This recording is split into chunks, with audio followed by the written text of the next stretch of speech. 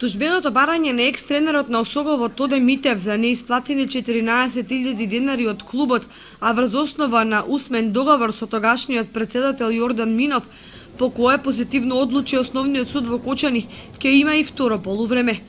Тужениот Осогово поднесе жалба на правостепената пресуда, наведувајќи аргументи кои се содржани во статутот, а кои во случајот не се запазени. Во жалбата се наведува дека при одлучувањето судот не утврдил дали претседателот на извршниот одбор е надлежен или овластен да склучува усни договори за ангажирање тендери.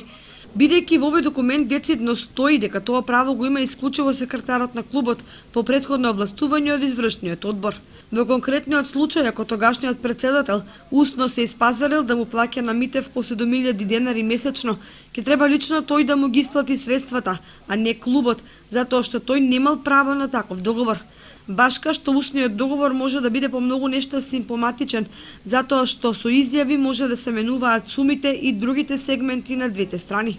Например, што ќе се случи ако тужителот и сведоците изјават дека за конкретните 2 месеци се договориле на двојно повисока сума.